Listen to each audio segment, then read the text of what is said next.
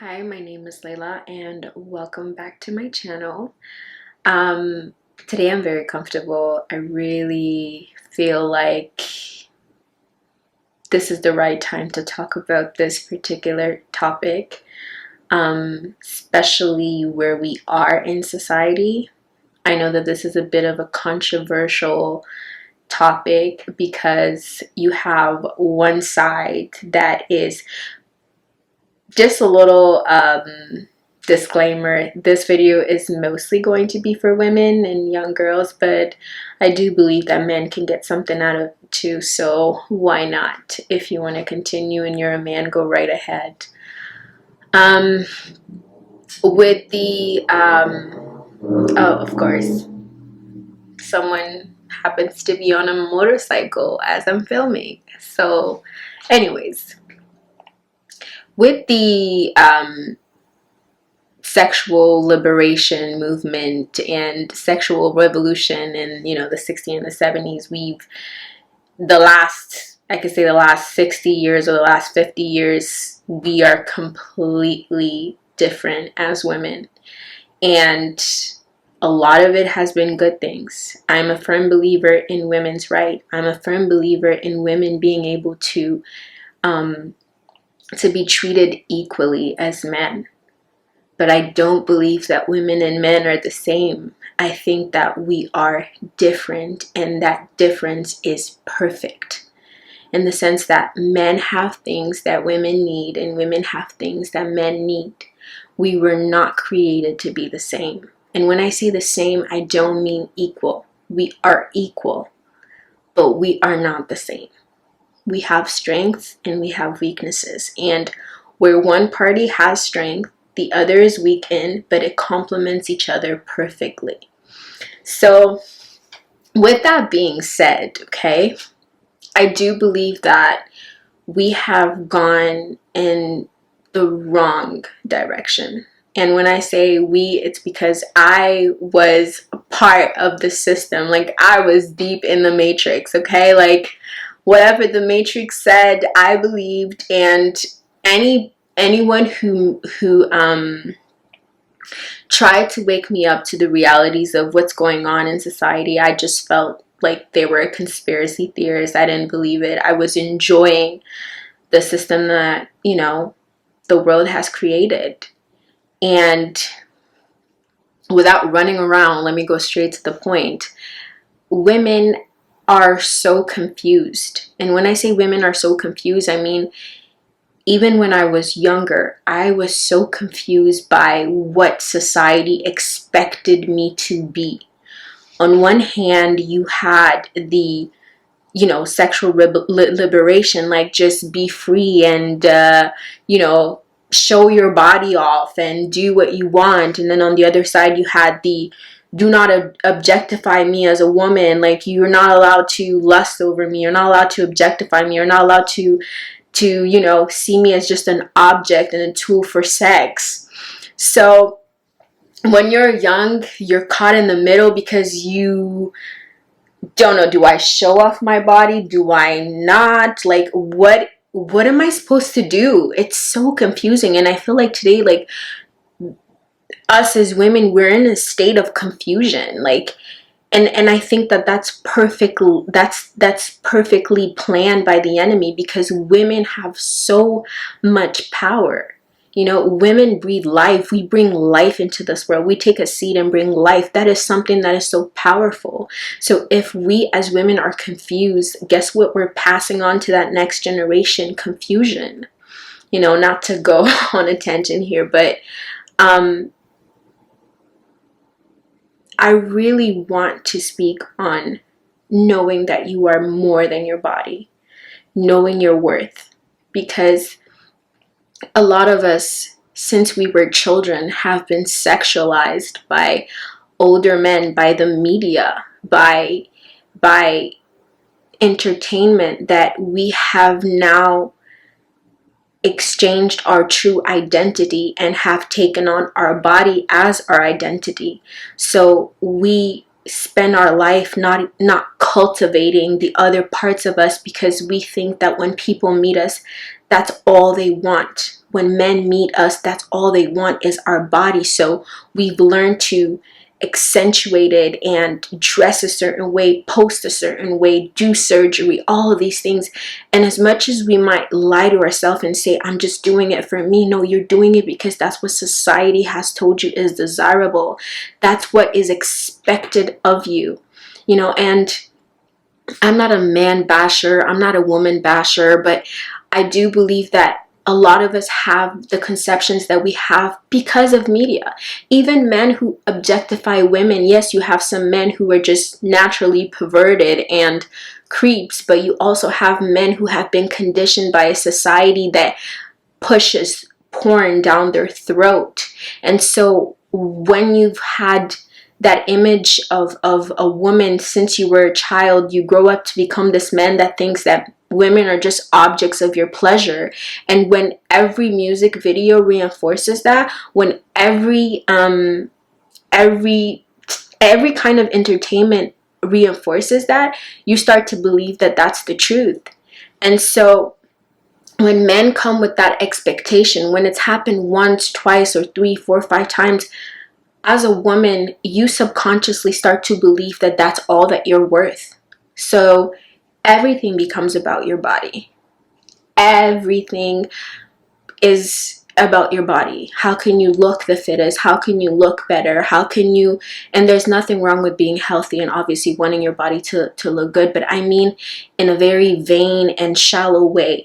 You start to, like I said earlier, you find identity in how your body looks. And if your body doesn't look the way society tells you your body should look, you try to find ways that you can make your body look like the women that you see on TV, the women that you see on Instagram, you know? And you're worth more than that. I really wish someone sat me down when I was in my early teens, and even when I was becoming an adult, I wish someone sat me down in a loving way and told me, like, hey, like, you're worth more than your body. You're not an object. You're not just a tool for someone's sexual pleasure. You know, the word of God says you're fearfully and wonderfully made. Like, God, when he created you for a purpose. He created you for a reason. He created you for something bigger than you. He created you for something that you cannot even understand, and you probably will never understand if you continue in a path of thinking that you were just an object. You know, when I think about the story of how, you know, Jesus came on this earth, he had to go through a woman. The Holy Spirit breathed, God's Spirit breathed into her, into a woman. That's how special women are, you know. But we have been manipulated. We have been objectified. We have been oppressed by the media, by, you know, a lot of us have been taken advantage of when we were children, or, you know, touched inappropriately. There's some words I can't say because of YouTube guidelines, but I think you get what I'm trying to say. And so that opened you up to assume that, oh, this is how a male shows me love. This is how a man shows me love. And so when your first boyfriend or the first guy that you like shows you that, hey, I like your bum, you know, or I like your breasts, you just take it on as normal because the first time anything ever happened to you was in a very inappropriate way, in a way that objectified you. So when you get into relationship with guys who don't care about getting to know your mind and getting to know your quirks and your little sarcastic jokes, like when you get into a relationship with men who don't care about you, your person, not the person you've created, not the image you've created, not the alter ego that you've created, but you, the inner person that is truly seeking love. When they show you that that's all that they want from you, you now take on that mindset. I want to share just a little quick story with you guys. Like, I remember, I think I was like 19 or 20. Yeah, 19 or 20. And I was seeing this person, and we were first starting off, and when we would talk, every time we would have a conversation, I could be talking about any and everything. I love great deep conversations, if you know me, but every time I would talk about something serious and something deep, the person would always bring it back to, oh, you're so sexy, or oh, like your body is this, your body is that.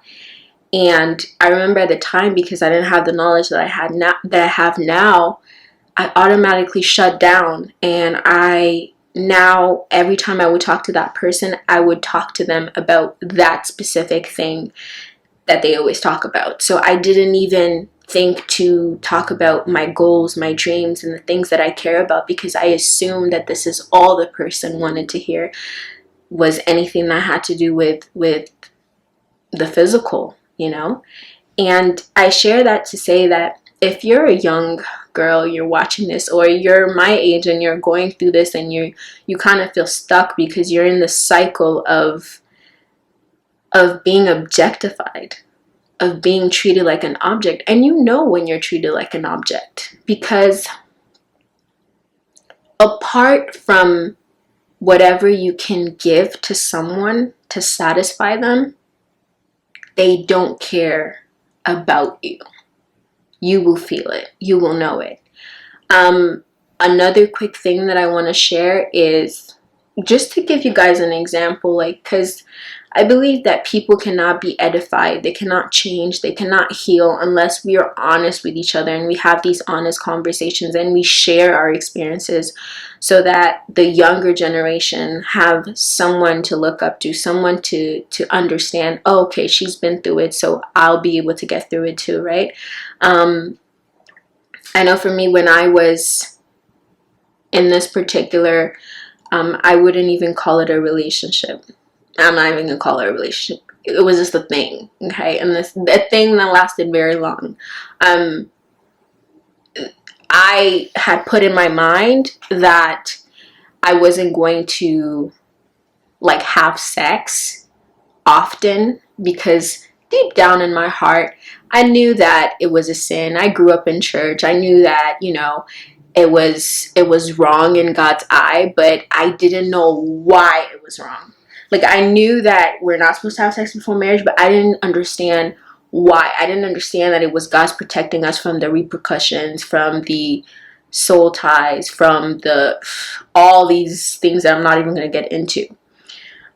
So I was like, if I do it less and I make sure that I stick with one person, I should be fine. I can't even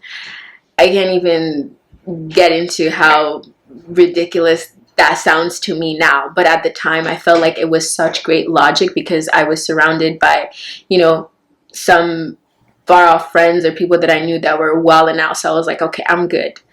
And one thing I noticed, the pattern that I noticed, was when I would find myself in a situation with that person where we just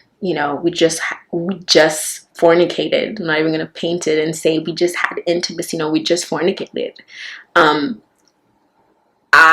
the moment, it's pleasurable, but after, I would feel so disgusted. I kid you not, I would feel so disgusted, and I would feel disgusted towards the person, and I wouldn't want to look at them. But what I didn't know was I was actually disgusted by myself, because I had just let someone who hasn't honored me in any way, and I wasn't thinking this way at the time, but I'm telling you now, I understand where that feeling was coming from.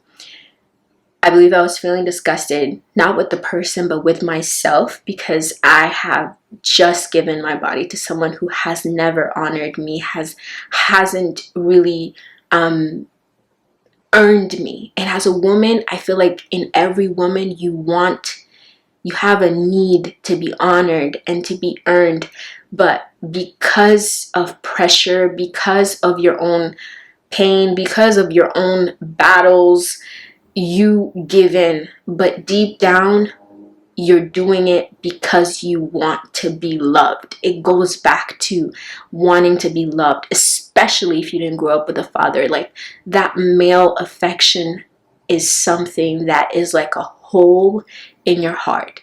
And deep down, you know that men are not going to, I'm not going to say all men, but boys, you know, the not so good men, you know that deep down that they're not going to give you that affection that you truly are yearning for if you do not give your body. Deep down, that's the truth that you know. And so you exchange your body for whatever little, I call them breadcrumbs, whatever breadcrumbs this person can give you. But after the act is done and the dopamine has exploded in your brain and all of it has passed, you feel more alone than you did before the act. You know, I believe that sex is something that God created, and it's beautiful for love and marriage, love in marriage, to not only keep, you know, a marriage strong, but to also create life and something that he created beautiful, but in his own perfect box. And when you take it out of that box, it brings so much emotional pain because, once again, as a woman, you have not been honored. And so when that person hasn't honored you and you give them something, you don't get to choose whether or not they walk away. You don't get to choose whether or not they go and they do that with someone else. You don't get to choose whether or not they disrespect you after, because they have not honored you. And of course, some people might say, even after you get married, someone will dishonor you and treat you bad. You know what? If you want to do that after we get married, that's on you. That's on you. But I know for me, you gonna have to honor me before any of that. And I didn't think like that before, because I believed that my worth was in my body. I believed that my worth was in, okay, if I can do this for you, you're gonna do this for me. You're gonna, if I can, quite frankly, if I can go straight to the point, was if I give you my body, you're going to give me love. And I always got the, what is it called? The short side of the stick. Listen, I'm never good at these sayings. I always butcher them. Anyways, I never got my end of the deal, because quite frankly, it's manipulation on both sides, you know. But over the years, I've learned that, you know, one of the things that when I got saved, God had to work on me was, you're not your body. You're not an object. You have a purpose on this earth. It's okay, you know, like when I would meet people, I'll be scared to show them, like, hey, you know, I can kind of, you know, keep a conversation. I would just talk about shallow things because I assumed that's what they expected from me. But when you get close to God, he shows you, hey, it's okay to show who you are. It's okay to be funny, to be smart, to be quirky. That's who you are. But when you are around this, when you are intoxicated by a society that shows you that you have to, everything is about your body as a woman in the music videos and in entertainment, you take on that persona and nothing else matters. And so you don't even cultivate the gifts that God has given you. If he's given you a gift to nurture, if he's given you a gift to encourage other women, if he's given you a gift to love, to teach, to, you don't pay attention to those things because you're more worried about the exterior instead of worrying about the interior that God has given you and working on that. And a lot of us, it's not our fault. It's not our fault because when you haven't had a proper upbringing that teaches you identity, because fathers teach you identity, and when they're not there, you have none. You're looking for identity everywhere, and then society is like, here's your identity, it's your body. You know what I mean? Here's your identity, it's your body. That's your identity. You just take it on without even hesitating. But there comes a point where We can no longer make excuses for our behavior. We can no longer say, you know what, like, I'm like this and I'm wild and I'm doing all of this because my father wasn't there. No. As adults, or even as just people who are maturing, we have to get to a point where it's like, okay, now it's my responsibility to choose what kind of woman or what kind of man I want to be. What do I want my children to see when they see me? Do I want them to just see that mommy is shallow and vain? Or do I want them to see that mommy is a woman of grace and love and nurturing, and she's full of so many things that the exterior cannot even contain the beautiful things that are inside of her. And so if you are in a relationship with someone that you are sleeping with outside of marriage, know that the pleasure is just momentary, but the repercussion and the pain is not worth it. Allow the person to honor you. And listen, the person you're with could maybe not be the person God has called you to be with. God knows what we need. Not what we just want, but what we need. Like the person that is going to help you grow 10, 20, 30, 40 years from now. Not just a person who's going to make your body, make your flesh feel good in this very moment, but in the long run. We've been a generation that went through a lot because of how we grew up. And it's our responsibility to make sure that the next generation don't go through the same things that we went through. And they know that, like, hey, there is worth, there is identity in you. And it's not about, showing your butt and showing your breast. And mind you, I'm saying this not because I think I'm holier than thou. Child, I've done it. I've done it. The Instagram baddie, yeah, I've been that. And you know what? It's a facade. Because when you're in your room and you're bawling your eyes out because you feel so lost and you feel so disconnected from God, none of your Instagram likes are there. None of your Instagram followers are there. None of the clout that you have is there to comfort you. You're just you alone with your soul, knowing that I don't have God in my life. I'm disconnected and I feel lost. And it's okay to actually admit that you're lost, because when you admit that you're lost, that means there is potential for God to find you. So today, I want you to know that you're worth more than your body. Know who you are. Know your worth. Know that you're fearfully and wonderfully made, created in God's image. And that you don't have to be objectified. That there's a brain in you. There's a brain that functions. You can speak. You can talk. You're smart. You're loving. You're funny. You're quirky. Allow yourself to show those sides of you. Allow yourself to fully flourish in who you truly are, and not who people expect you to be. And another thing I've had to learn a lot, especially recently, is how do I dress? Like, what does that represent for me? What does that mean? What is it sending? What's the message? Am I dressing like this because I like it, or is this what I'm expected to wear in society?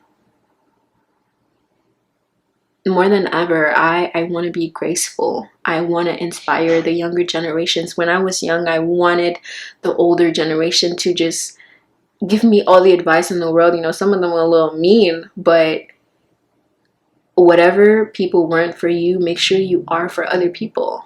So I hope this video blessed you, and I will see you in the next one. And remember, whenever you're ready, just call on God, and Jesus is just one call away.